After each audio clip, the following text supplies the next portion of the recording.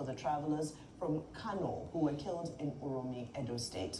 Okpebolo visited Kano State Governor Abba Yusuf earlier yesterday, and he described the killing as disturbing and barbaric. I'm here to condole with the government of Kano State and the people of Kano State. Indeed, it was a sad moment, and I pray that they are now give the family the heart to care. Your Excellency, we are making tremendous progress. Your Excellency, I can assure you that justice will prevail. Let me seize this opportunity to appreciate His Excellency the Governor of Edo State for his promptness in taking decision immediately the incident happened. On that day, His Excellency traveled to the scene, addressed the household community. Many of them were apprehended, and they were taken to Abuja, where they were handed to the security agencies for further investigation. All right, so those are the latest developments in the ongoing saga, the tragedy that took place in Uromi, Edo State. Like I said yesterday, I condemn in its entirety that killing. It was needless, and it was very, very sad. And the authorities will do everything to bring justice, because people do not deserve to be killed or to be maimed in such a way. But my question is to Governor Okpebolo today. Governor Okpebolo, you're quick to go to Kano, yes, which is a good cause. But how about the people in Ikeke, in Uromi, that have been complaining of kidnapping? When have you gone to see their family members? When have you gone to visit them? What have you done to bring them out of the kidnappers' den? Around Esan area, I got a message yesterday in Ikeke about somebody that says his mom kidnapped. Have you gone to visit those families of those reeling from the scourge of the fact that the states that they trust for their security cannot provide security? What have you done to bring people out of the kidnappers' den? When the women went out to protest at first because of the scourge of kidnapping in Uromi, what did you do? Did you go visit the homes of these women and reassure them? People in Uromi that have been kidnapped, their lives too also matter in this country. Did you extend that hand to them? Your reassurances, did the government actually nip this crisis in the bud?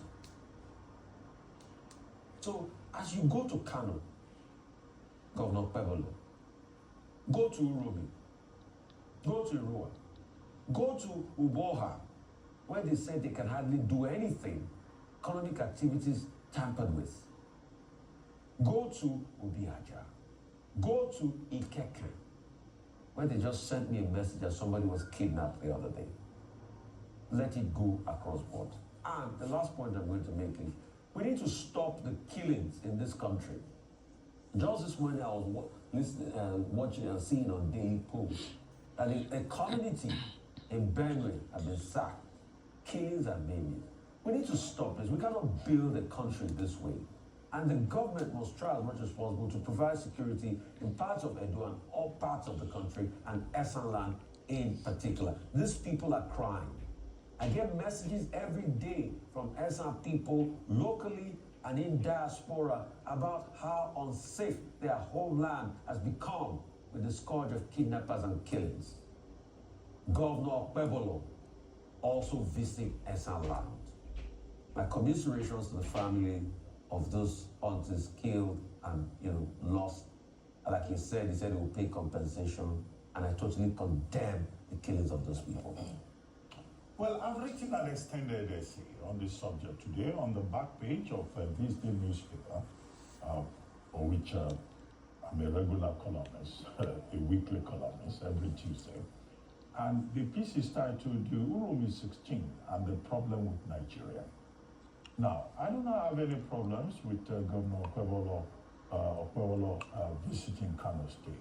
He did so in the context of the ethnic coloration that the tragedy last Friday in Urumi had been given, to the extent that, look, the persons who died, 25 of them were traveling, 16 of them were killed. Even after the matter had been reported to the police didn't do anything. And these persons were called Boko Haram terrorists and kidnappers. They were found with guns and dogs. And on account of that, the vigilante group moved against them and killed them. Now, we don't know the exact circumstances.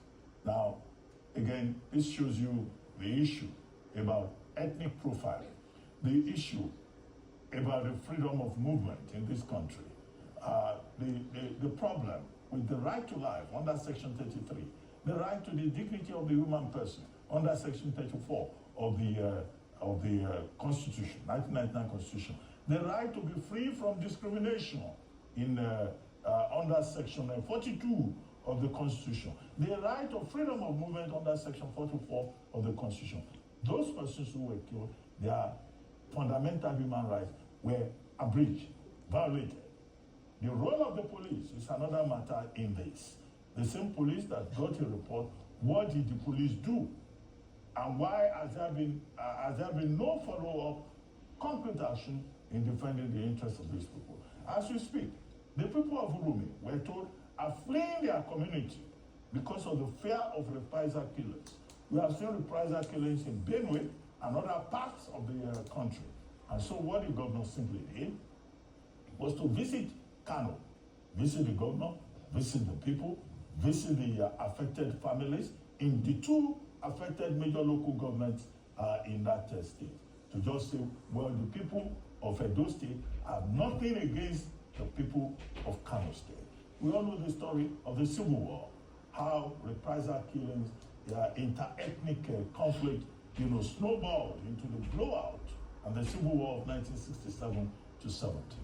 I think, we should support any effort by the leaders involved to try to manage the crisis. But the bigger problem is with the security situation in Nigeria, which in itself calls for an emergency response.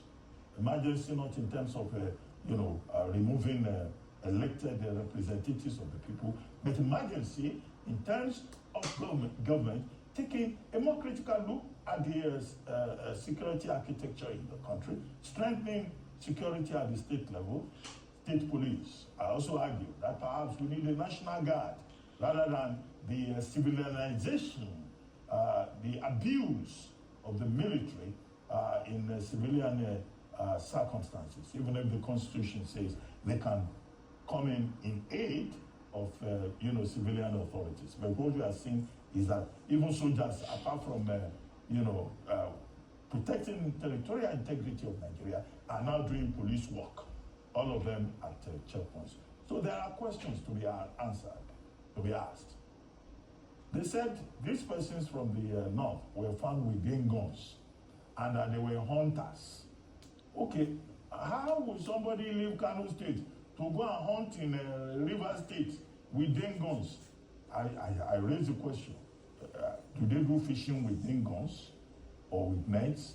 I don't know. Not being a fisherman myself, I probably have no expertise in that direction. But there are many questions, that can be raised. But what is important is justice.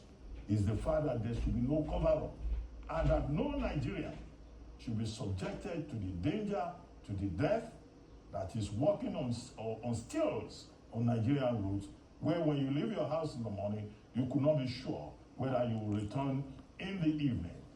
As I've argued, again, Nigeria happened to the Urumi 16. Nigeria simply happened to them. And when Nigeria happens to you, it means that the state disappoints you because the Nigerian state is in retreat. You may argue with that, but that is the truth.